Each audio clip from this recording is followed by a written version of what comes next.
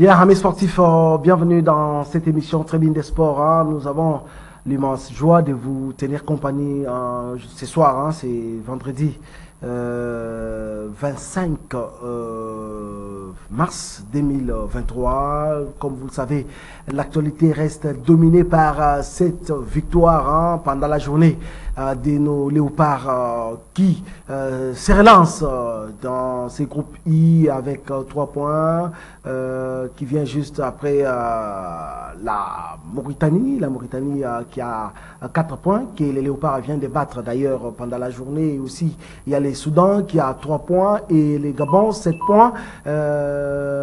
Sur ces, nous allons bien sûr débattre dans cette émission et aussi l'actualité reste aussi dominée par les changements qu'attendaient à tous les mouvements sportifs, à tout le monde des sports où on a vu Monsieur Serge Chembo Condé partir et être remplacé par François Kaboulou Mona Kaboulou, autrement dit Yafefe, qui vient d'être nommé par ordonnance présidentielle ministre des Sports et Loisirs. Et pour ce faire, dans cette émission, je reçois pour vous Maître Chanel Mouya, qui je m'avais dire bonsoir Maître Chanel.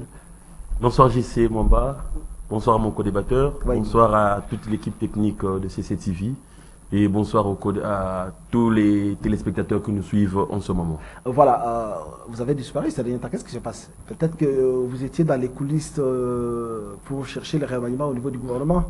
Non, mais n'empêche, cela ne m'interdit pas, il n'y a aucune contrainte ou une interdiction formelle par rapport à cela. N'empêche que même vous-même aussi, vous aviez disparu. Ça fait belle lurette que nous nous sommes retrouvés sur ce plateau de télé. Oui. Je crois que ça a été aussi le cas pour votre recherche de nomination, peut-être. Ben, malheureusement, c'est allé chez celui qui est le plus capé de tous. Voilà, moi je ne suis pas nommé. Hein. Peut-être que nous, on a disparu, mais John Moukadi, Michel, j'espère qu'il est là. Il était là, bien sûr. Il a eu à rester au poste. Hein. Donc, John Moukadi, Michel, bon après-midi, bonsoir à toi. Merci, bonsoir Maître, bonsoir à vous. Trop souriant, qu'est-ce que c'est la victoire de Léopard ou qu'est-ce qui se passe?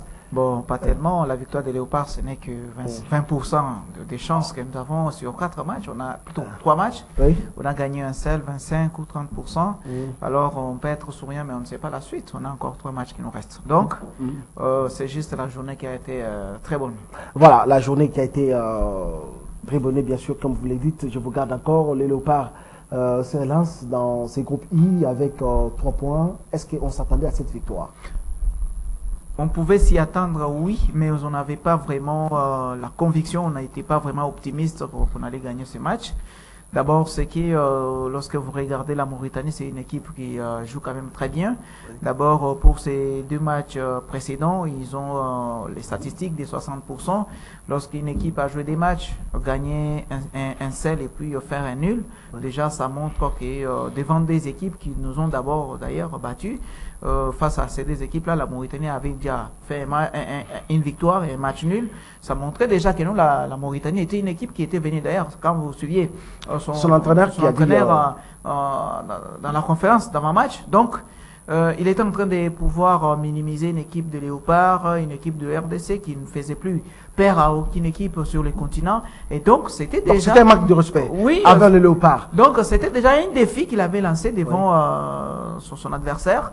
Heureusement que ça a détourné en sa faveur, en sa défaveur. Oui. Et actuellement là, ce que l'on peut se dire, c'est que vraiment, ils se sont relancés, on frotte les mains, c'est du bon travail qu'ils ont fait. Il faut maintenant garder cet acquis-là. Il faut maintenant continuer cet élan-là. On se déplace déjà 3 jours après, ils vont aller en Mauritanie. Voilà, on va y arriver, on va parler des matchs retour. Ici, Maître Chanel Mouya, un manque de respect envers les Léopards, l'entraîneur mauritanien qui a déclaré que non, les Léopards, dernièrement, ne fait plus peur en Afrique, parce que c'est une équipe qui s'est laissée battre à n'importe quel adversaire. Et aujourd'hui, on a vu les Léopards être vraiment un vrai Léopard, avec les joueurs talentueux. On a vu du talent, on avait d'ailleurs la chance de battre cette équipe par 5, voire même 6 buts. C'était peut-être la maladresse de nos attaquants, parce que dans un match, toutes les actions, hein, donc ne se transforme pas en but. Quelle est votre lecture par rapport à cette rencontre et par rapport à cette relance qui fait les léopards de la RDC? Merci JC pour la question. C'est une question qui renferme pas mal d'éléments. Oui. Je vais les rencontrer les uns après les autres. La RDC ne fait plus peur. Oui, évidemment qu'elle ne fait plus peur. Nous avons récemment vu les résultats des léopards. Et vous savez, comme moi, les léopards ont entamé cette compétition avec une défaite, une première défaite, et ça en est suivi d'une deuxième. Ce n'est que le troisième match des léopards dans cette phase de poule. Et le léopard se relance maintenant en battant cette équipe de la Mauritanie par 3-1. Donc les propos de l'entraîneur de la Mauritanie, bon, qui laisse place peut-être à un petit manque de respect, mais c'est la réalité. Les léopards ne font pas peur. Et moi, j'embrasse directement le deuxième aspect de votre question aussi, oui, sur la situation des léopards. Il est une évidence aujourd'hui que ce n'est que l'équipe de Mauritanie. Donc, il ne sert pas à grand-chose de pouvoir déjà commencer à jubiler pour dire que les léopards se sont remis en marche. Cette situation ne peut être constatée que lorsque les léopards vont affronter les grands ténors ou les grandes équipes de l'Afrique. C'est là que l'on va juger le vrai niveau de cette équipe. Il faut souligner aussi que je crois que c'est le premier match de Dessab. Oui. Donc, nous restons encore sur notre soif. Sur ce que nous avons vu aujourd'hui, j'ai trouvé quand même une équipe un peu homogène, mais il y a encore beaucoup à faire. J'attends encore voir sa vraie patte qui va imprégner sur cette équipe, parce que cette équipe, il faudrait le dire, n'a plus de repères en termes de jeu, en termes de cohabitation. Peut-être les joueurs se connaissent, mais d'homogénéité, performance des joueurs sur le terrain, et une envie réelle de voir les léopards, il n'y en a plus. Et il suffit juste de constater aujourd'hui la température qu'il y avait sur Kinshasa, tout en sachant que quand les léopards, les années précédentes jouaient, on sentait qu'il y avait quand même une ferveur. Non, mais ce n'est pas parce que les léopards... non, ce n'est même pas l'aspect Lubumbashi. À l'intérieur du pays. Ce n'est même pas l'aspect Lubumbashi. Je pense que c'est juste que les léopards ont fait de mal à beaucoup de personnes qui comptaient sur eux, et que les gens se sont un peu réservés d'avoir autant de passion sous les léopards, ce qui fait que certains ont préféré faire autre chose, et on n'a pas senti cette ferveur. C'est maintenant à eux, les joueurs, et au staff de pouvoir faire revenir les léopards à ce diapason dans le temps qui permet à ce que l'entraîneur mauritanien ne puisse pas faire ce genre de déclaration, puisque ça allait être, si c'était le cas, ça allait être que quand il venait à Kinshasa, il allait se dire, je viens dans un terrain très compliqué où je vais affronter une très grande équipe. Mais là, il n'a pas tort dans son propos. C'est un peu ça.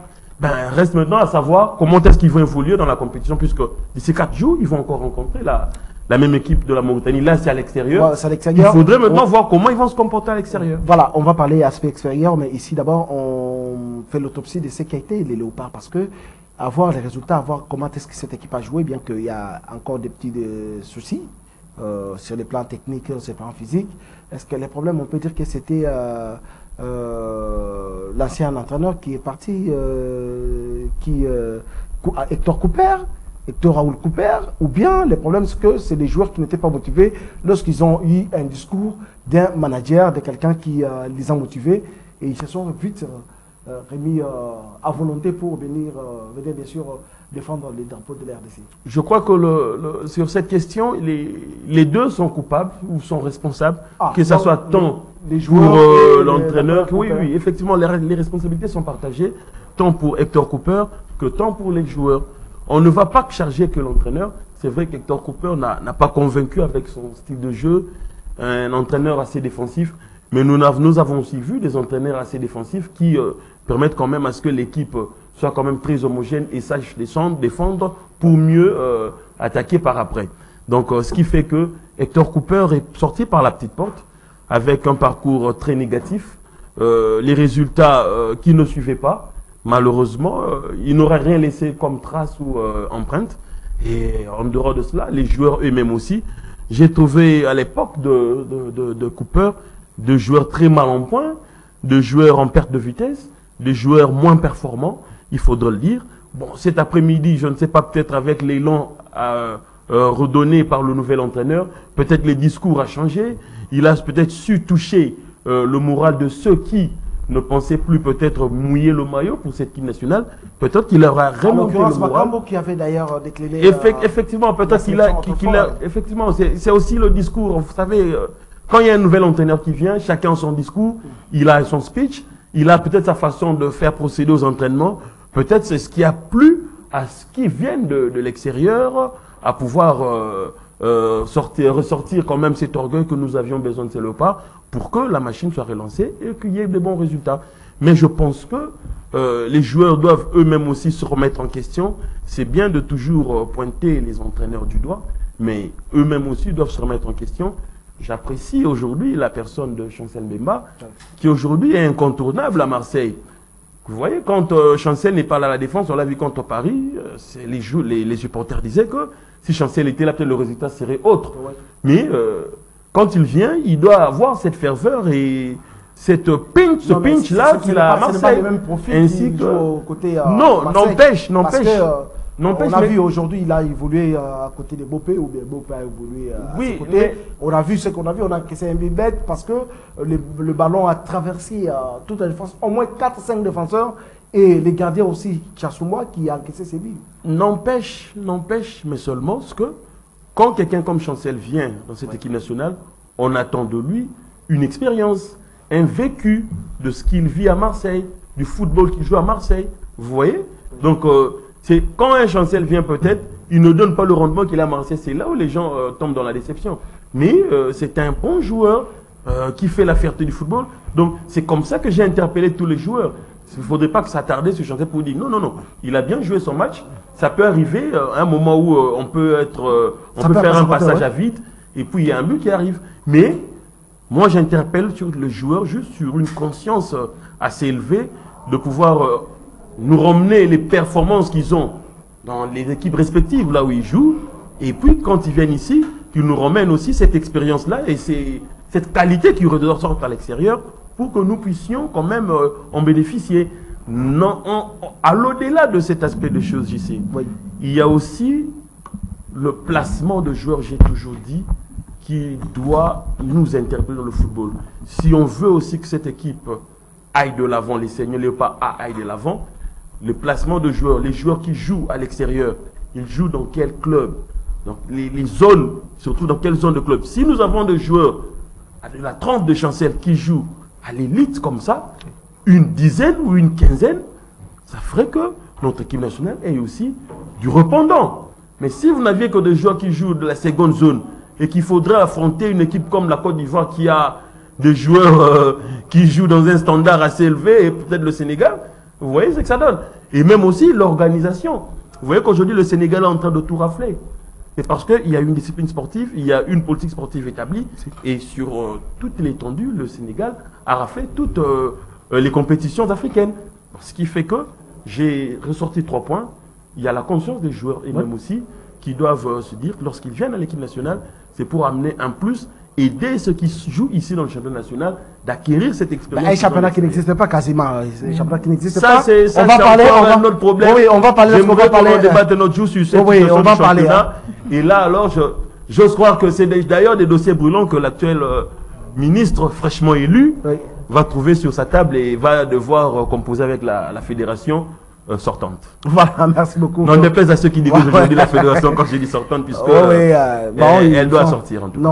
Normalement, ils sont fait mandat, peut-être que le 15 juillet, comme là, ça ne pardonne pas en tout cas. Il y aura élection au niveau de la fédération. Il doit y avoir un changement là-dessus. Voilà, John Michel Moukadi, ici, je vois sur les charrières centrales, vous avez Chancel Mbemba, qui d'ailleurs a toujours l'habitude de jouer à côté de Marcel Dusserand, qui est absent, d'ailleurs qui a fait sa sortie médiatique pour dire que non, on lui a manqué de respect par rapport à...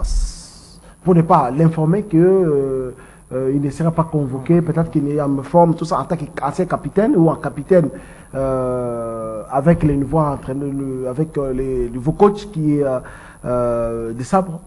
Est-ce que l'absence d'Edo Kayembe, vous avez Bastien, il y en a tant d'autres. Aujourd'hui, on peut dire que c'est une équipe renouvelée au moins à 70%. Oui, c'est tout à fait une autre équipe qui a pu jouer aujourd'hui, Oui. ou encore qui a pu être sélectionnée. Mais en grosso modo, vous savez, l'équipe nationale, c'est pas vraiment une même équipe sur une certaine durée ou encore une certaine période. Non, c'est une équipe qui est au top à l'époque où l'on joue, c'est ça. Donc les meilleurs du moment, oui, les meilleurs du moment. C'est là qui Donc les joueurs qui sont au top, au moment où on est en campagne, ce sont les joueurs qu'on convoque. Donc l'absence des Bastien ou encore Edouka Yembe, voire même... Bon, Edouka Yembe est blessé, hein, c'est oui, tout à fait normal, logique. Il y a Kebano blessé. Kebano aussi. Donc c'est pas vraiment un véritable problème à l'équipe nationale, mais les problèmes à l'équipe nationale, c'est qui... Donc plutôt savoir avec qui faire pour gagner. C'est ça les problèmes. Avec qui faire pour gagner? Donc aujourd'hui, après demain, par exemple, on peut avoir un autre défenseur, par exemple. Je donne l'exemple qui peut être trop bon, qui peut être excellent plus que Bemba. On ne va pas dire que non, qu'il soit à côté parce que Bemba est un vétéran. Non. Donc on va les remplacer. C'est ça les problèmes. Donc moi je trouve que aujourd'hui là, on a une équipe qui a quand même présenté une bonne image d'une équipe de RDC. Une équipe qui peut-être nous fait revenir quand même aux années, je dirais, aux années dans lesquelles on était avec Ibenge Koché. Et donc, peut-être... Vous êtes nostalgique. Oui. Ibenge aujourd'hui... avec Ibenge quand même, tout le monde a pu chanter cette chanson-là. Non, mais il y a un moment où ça n'a pas marché. Oui, ça n'a pas marché, mais quand même, et ceux qui l'ont critiqué, et ceux qui ne l'ont pas critiqué, quand même, à un moment donné, nous avons tous chanté Ibenge Koché. Et donc, tout ce que je peux dire, c'est quoi? L'entraîneur a quand même du temps. J'étais en train de me dire, est-ce qu'il est en train de pouvoir démontrer qu'il est en même temps entraîneur et en même temps manager? Si, il est entraîneur-manager, oui. Oui, c'est ça que moi, j'étais en train de poser cette question-là. Est-ce qu'il est en train de chercher comment démontrer ses deux qualités ou encore c'est juste la chance qui a souri, juste pour la journée? Et donc, moi, je me dirais, à la fin des éliminatoires, il a pris l'équipe dans les mêmes circonstances avec Ibenge. Vous savez, Ibenge en 2014, il a pris l'équipe, c'était dans les mêmes circonstances, on a été qualifié comme meilleur perdant à la CAN 2015. Oui. Et donc, si lui aussi, à l'époque, ou plutôt à l'étape où il a pris l'équipe aujourd'hui, nous avons déjà perdu 2 matchs, il est venu... impérativement, on doit gagner les 3. On a gagné aujourd'hui, on doit gagner les 2 matchs. Mais c'est pas impérativement parce que déjà, si vous regardez les classements, on est déjà dans les bons. Donc, il y a les premiers à 7 points, les deuxièmes à 4 points, troisième, quatrième, nous avons 3 points.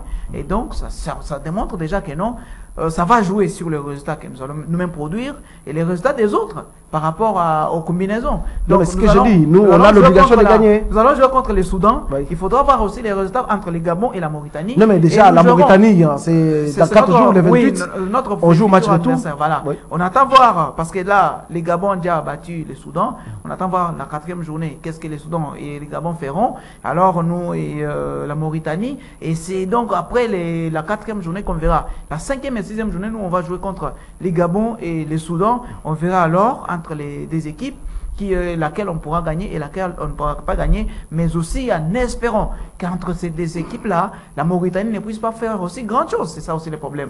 Donc, moi, je me dis, aujourd'hui, là, on a quand même une équipe. Et d'ailleurs, la plupart des joueurs qu'on attendait qu'ils vont pouvoir peut-être faire leur intégration ou encore qu'on va voir comment ils vont jouer, on a vu que Gédéon. Alors les autres, on ne les a pas vus. Et donc, ce sont des anciens joueurs qu'on a utilisés. Donc, on attend voir si peut-être l'entraîneur pourra le deuxième match contre la Mauritanie. Oui, c'est dans 4 jours, donc le 28. Oui, faire quand même une expérience avec de nouvelles figures. Peut-être ça aussi, ça pourra nous faire voir que non. C'est pas plutôt les joueurs ou encore, c'est la technique de l'entraîneur qui est en train de payer. Je crois que juste un élément rapidement pour chuter, c'est par rapport à ce qu'il a dit. Je crois que effectivement, les Léopards sont dans une tendance quand même, je ne dirais pas bonne, mais normale. Au regard de comment est-ce que la configuration des poules se présente, 7, 4, 3, 3. Je crois que le match le plus important, le premier match le plus important, c'est d'abord la Mauritanie, le 4e match. Et le plus décisif, ça serait contre le Gabon. Si les Léopards arrivent à récupérer ne fût qu'un point ou les 3 points contre le Gabon, je crois qu'ils seront sur... Entre-temps, il faut que la Mauritanie trébuche devant les Soudans. Oui, mais c'est pourquoi je dis qu'il faudrait commencer par battre la Mauritanie au match retour et puis aller négocier un résultat au Gabon. Voilà. Gentil, si ça Déjà, vous avez la parole. On parle le match retour parce qu'on parle Mauritanie dans une minute. Qu'est-ce qui doit être fait pour battre? Parce que vous venez de dire tout à l'heure qu'on a l'obligation de battre la Mauritanie chez lui à la maison. Qu'est-ce que l'entraîneur doit faire? Qu'est-ce que les dirigeants, je peux dire, qu'est-ce qui doit être fait? En ce moment, qu'est-ce que je peux dire à Desabre, ce qu'il doit faire? C'est difficile. Lui-même, il est censé tirer les leçons de ce match, de ce qui n'a pas marché, selon ce qu'il avait prévu, et aussi de comprendre qu'est-ce qui a fait que l'équipe mauritanienne marque l'unique but qu'ils ont eu à marquer. C'est cela, peut-être que c'est à partir de ce moment-là qu'il va trouver les failles de cette équipe, mais aussi de remonter le moral à notre équipe, à nos joueurs, que lors des moments faibles, de ne pas perdre la face, de plutôt rester concentré et rester dans le jeu pour pouvoir remonter facilement le ballon. Je crois que c'est à lui de savoir. Et là, c'est un match à l'extérieur. Est-ce qu'il faudrait-il commencer par défendre ou juste jouer normalement avec un jeu offensif? Mais je crois que, en voyant cette équipe de la Mauritanie jouer, je n'ai pas ressenti une grande équipe ou une équipe aussi qui peut faire très mal au Léopard. Donc c'est à nos joueurs d'être plus consciencieux.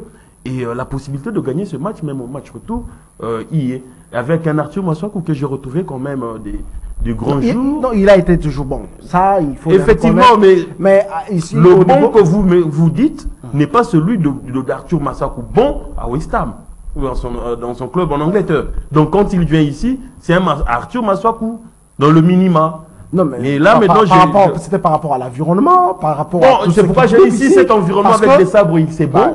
Alors, voyons voir ce que ça va donner les autres matchs. Il a été frustré lorsqu'il joue chez West Ham, il arrive ici, on prend un Glody Gonda, on les place là. C'est évident, il est sur le banc, c'est évident, vous parlez de l'humilier. Non, vous parlez d'un joueur qui joue la Barclays, la première ligue anglaise. C'est ce que je dis. À 13h. Quand on est devant, on sait que samedi à 13h, ça commence en Angleterre. Vous parlez de ce joueur-là, un joueur qui joue au TP Mazembe. Je ne diminue pas le joueur de TP Mazembe, c'est un bon. Mais quand Arthur Massakou, il a une très bonne cote en Angleterre.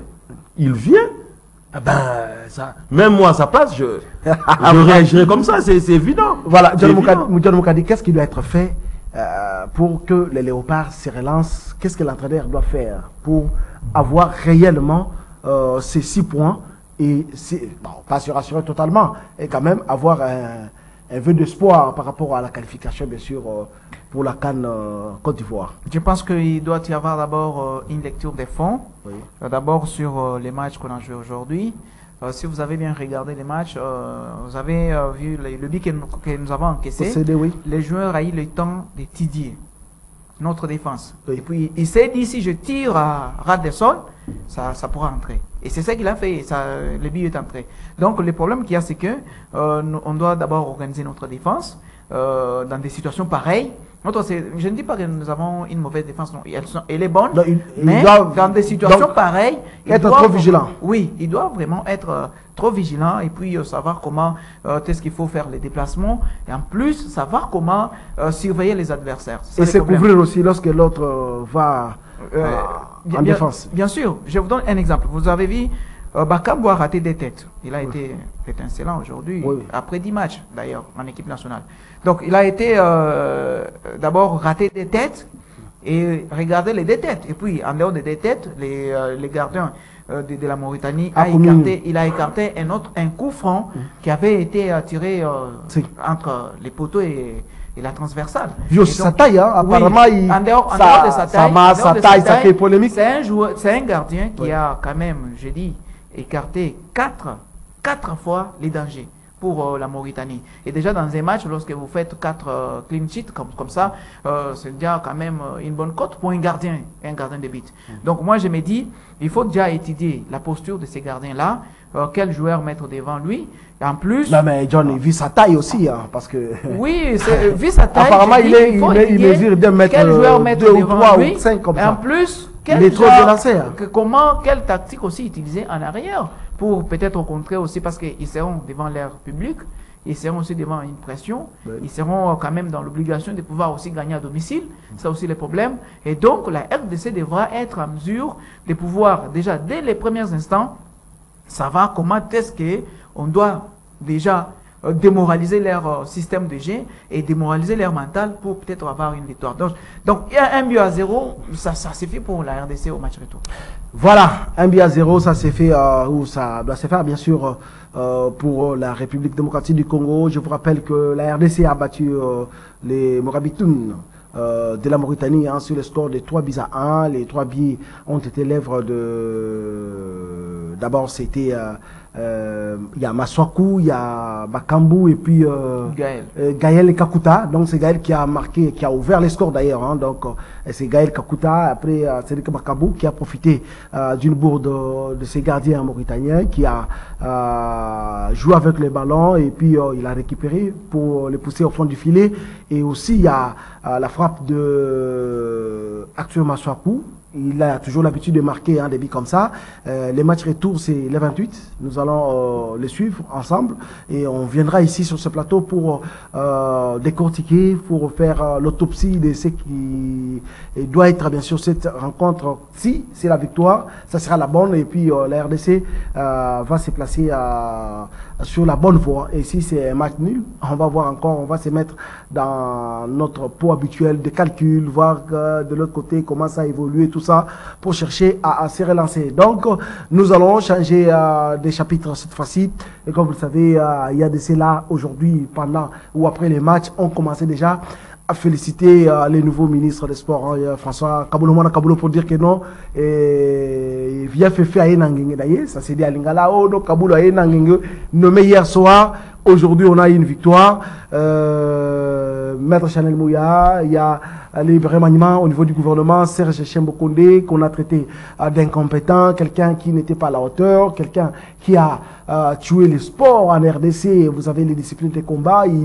Je n'ai jamais vu un ministre qui bloque même les déplacements des fédérations. Il est venu avec... Il y a tant de dossiers, on aura peut-être à évoluer, mais quand même, aujourd'hui, comment vous avez eu à recevoir cette nomination, qu'on peut le dire, un fils maison, un habitué, il n'est pas dans un parti politique. C'est-à-dire que c'est le fruit de la compétence François Kaboulou Mona Kaboulou.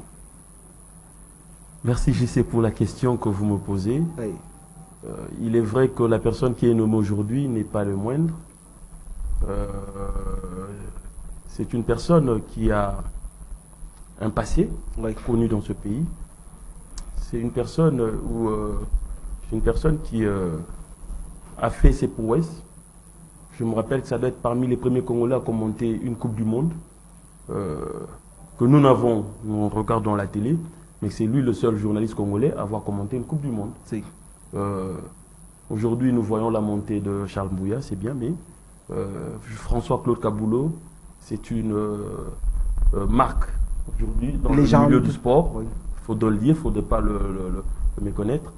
Donc, je crois et je reste dans l'espérance que c'est la bonne pioche faite par le président dans le milieu du sport, puisque je crois que, pourquoi je dis, je crois que c'est la bonne pioche et pourquoi j'ai parlé de l'expérience et de la croyance, c'est dans le sens que, de votre phrase que vous avez sortie tout à l'heure, le sport, la compétence, et vous aviez vu en moi un sourire.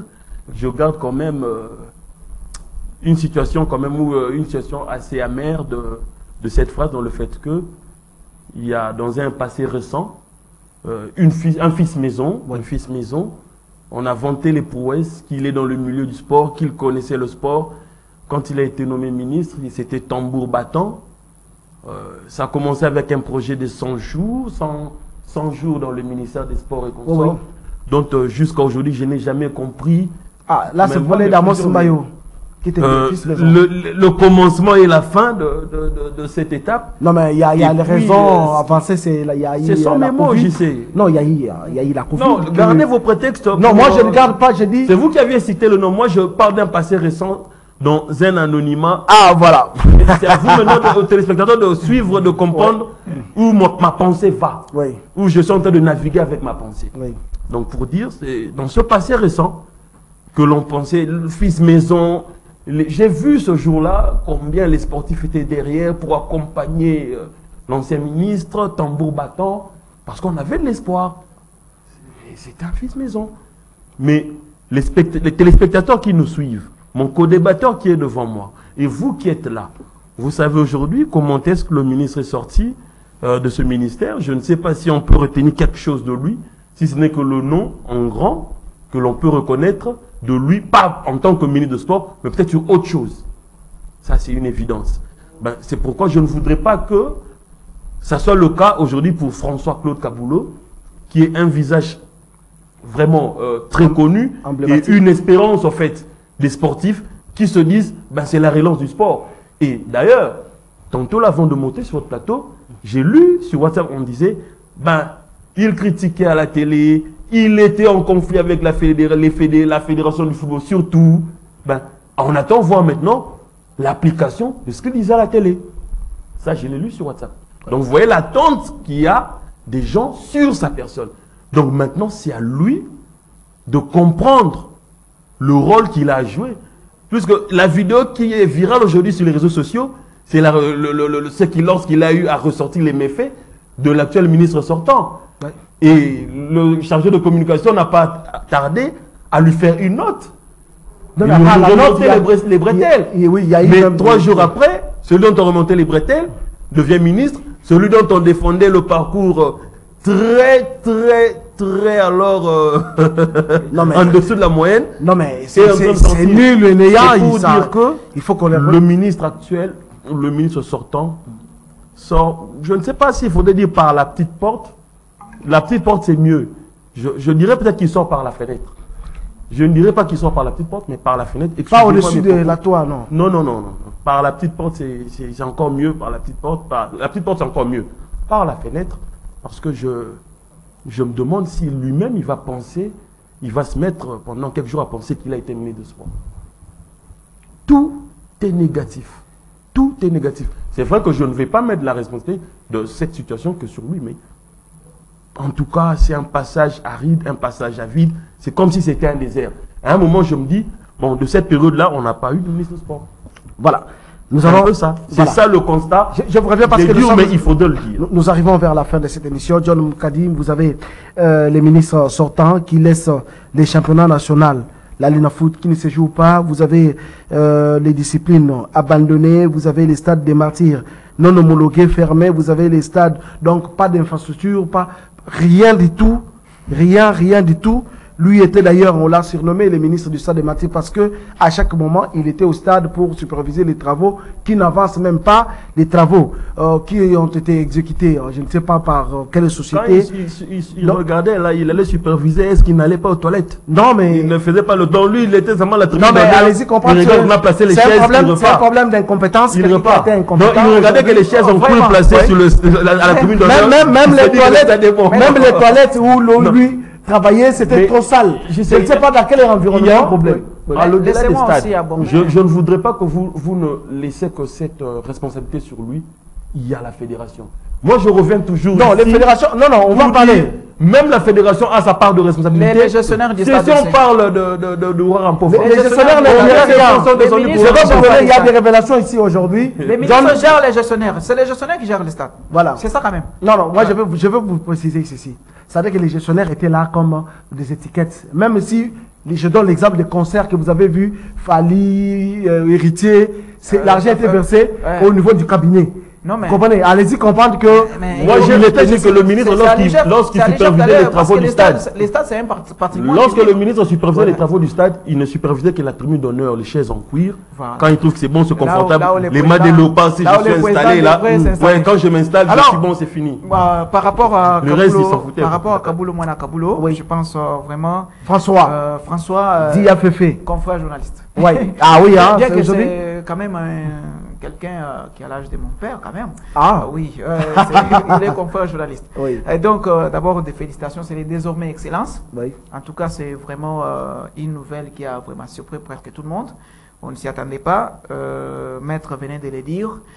3 jours avant, il y a eu quand même des tiraillements entre lui et les cabinets. Ça tirait à boulet rouge. Hein, oui, entre lui et les cabinets de la Quand lui tire, il n'aimait pas les gants. Et puis moi, je me suis aussi posé la question de savoir, et c'est d'ailleurs là où j'ai compris réellement l'adage qui dit la roue tourne. Oui. La roue tourne réellement. Donc comment se fait-il deux personnalités qui se tiraillent Et puis, sur les mêmes postes, donc c'est, je ne sais pas, la politique des hautes douanes est là que j'ai mis mettre ou quoi. Non, donc, mais la personne qui le problème qu'il y a, c'est que François Kaboulou n'est pas quelqu'un du nouveau dans le monde sportif.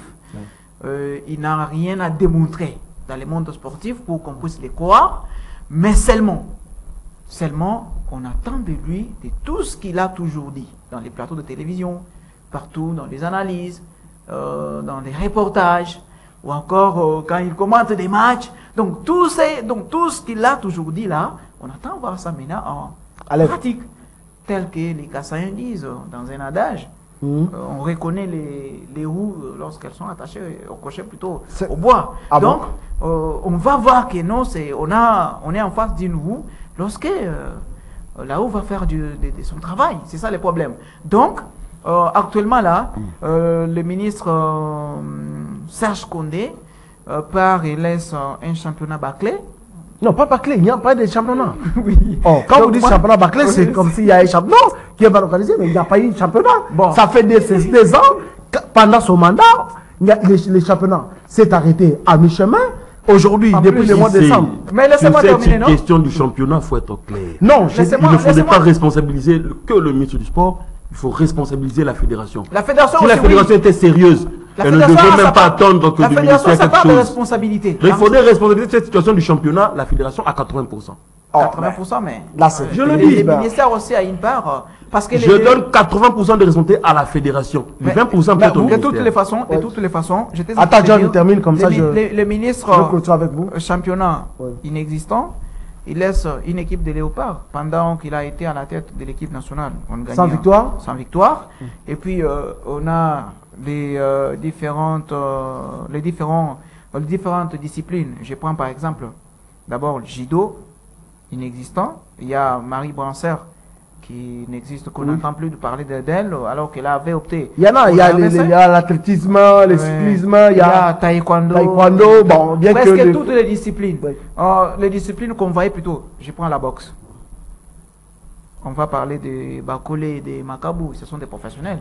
Donc, je vois presque dans toutes les disciplines, on n'a rien fait. J'ai une discipline. S'il faut dire, Jeux des dames, ils ont ramené les médailles, c'était par rapport à leurs propres efforts, les efforts de la fédération. Donc, je me dirais... S'il faut les côtés, il a combien sur 10 10%. 0 10%. 10% sur 100. 10%, oui, 10%.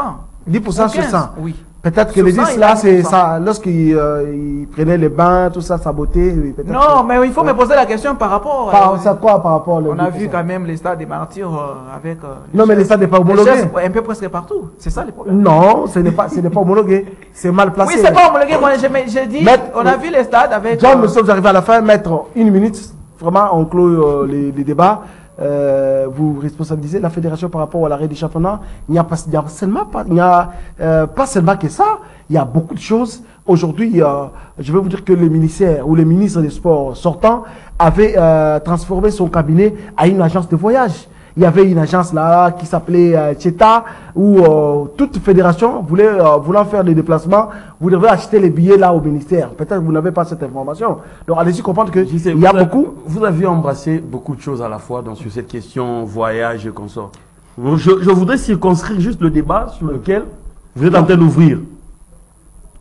La responsabilité du ministre des Sports par rapport au championnat national, la Ligue nationale de football de Kinshasa. La Ligue nationale de football. C'est là le problème. Ce que moi je voudrais dire, j'ai dit dans mon propos que je n'étais pas d'accord sur cette question quand on responsabilise le ministre des Sports. Pourquoi? Je sais que le ministre, aujourd'hui, le gouvernement, à la charge, avait pris la responsabilité de pouvoir subventionner ce championnat. Ça, je ne refuse pas. Mais ça, c'est en amont. En aval, la fédération elle-même ne pouvait-elle pas contourner ces difficultés par ses propres finances de relancer ces championnats? On veut nous dire que de tout ce que la fédération perçoit en termes de subventions de la FIFA ou de la CAF, les comptes de la fédération sont zéro. Non, pas zéro, c'est... non, mais les participations des clubs. Nous sommes arrivés à la fin.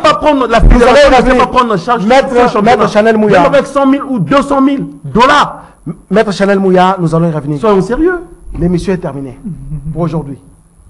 L'émission est terminée pour aujourd'hui. Je repars avec ma soif sur cette question. Revenez le vendredi. J'aimerais même que vous nous ameniez un membre de la fédération sur ce plateau qui nous explique. Revenez le vendredi. Revenez le vendredi. Je me demande qu'on nous amène, amenez. Je suis disposé à être en face d'un membre de la fédération, qu'il nous dise ou qu'il me dise à moi. La FIFA, je lance je suis dispo ici sur ce plateau avec un membre de la fédération à comprendre. Un débat simple où on voudrait quand même comprendre à quoi servent les fonds de la fédération, qu'on nous explique. Voilà. Comment la fédération peut être là, l'équipe nationale, la fédération ne débourse rien, le championnat, la fédération ne débourse rien, mais finalement, où vont les fonds de la fédération? Oura Rampo va c'est simple, je ne sais pas. Mais voilà. Dites-nous. Maître, nous sommes arrivés à la fin. Merci à la grande équipe qui nous a tenu compagnie. Merci.